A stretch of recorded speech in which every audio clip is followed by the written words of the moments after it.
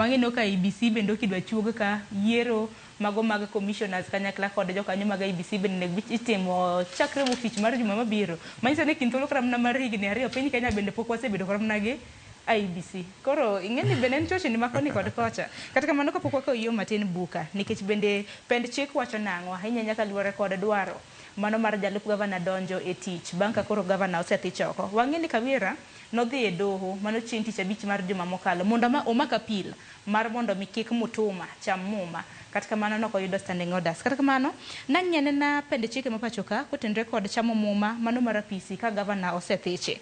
Iwacho kanyo ni kare mar ariyo wacho ni the county governor elect shall be sworn in on the first Thursday after the 10th day following the declaration of the final results of the election of the county governor by the commission. Akeni magi bende no luwo koso nang'o wuoyo koso nang'o. Akeni buka mana kinyalo chwalo paro mno kapok wakawo yo matin. Mokwongo kata wan gi chik maber mokalo e Kenya ka nyaka wang'e ni chikego sama gibedo implemented nitie iwacho ni the letter interpretation kod the spirit. To sama chike mag Kenya idwa nolu nitie jok mok dwa nolu chikego. Nitie jok ma jomoko moko 2-3 ma tamore ni koro ka chik no koluwe to gima gidwaro chok gidhi yudo koro kendo gitamore.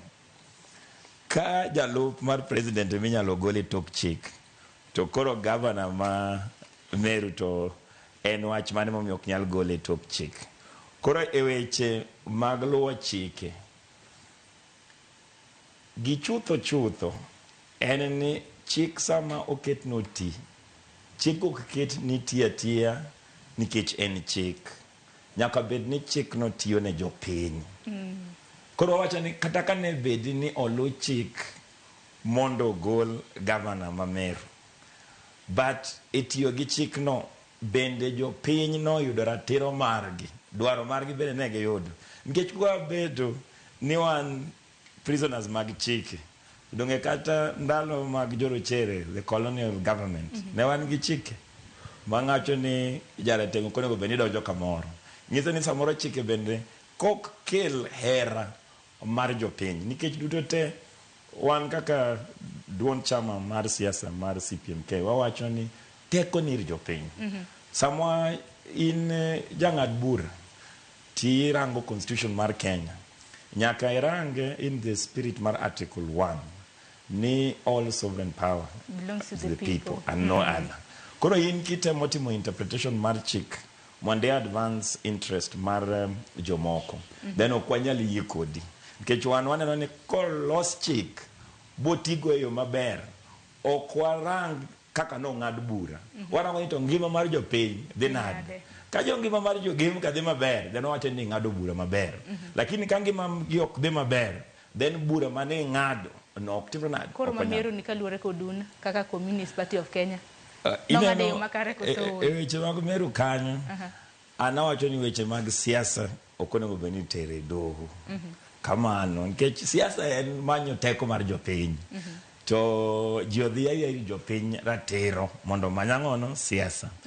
Koro aneno ni mama ma Meru miluongo ni Mwangaza mane gavana no ento nonego bed ni en gavana to kane igole gavana to sirikal mondo lwar nikech bende aparo nitie pen chik mawacho kamano ni the governor together with the legislators they can dissolve the county assembly ka gik moko ok dhi maber. En akia ni advisors mag gavana ma Meru ne chalo nade but chutho an kaka buka ma jatelo ma jasiasa kama anawacho ni ji kik yud gi shot nikech an bende asebedo gi achiedh nade e weche mag doho nikech an bende kanonego bedi ni amanyo ombulu game doho nowacho ni koyiena mondo adhi amanyo ombulu to jo nyiso ni nyaka go karatase mag go ombulu kendo the voting papers mabiro bedo pesa mang'eny moloyo ratiro mara kaka ng'at achiel.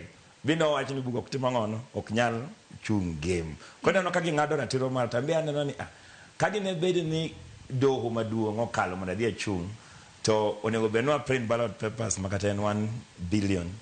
Billion achiel ni kata ne bet ni ji okosona kamano. Bedo ni pesa ni biro wuok mangono jopiny.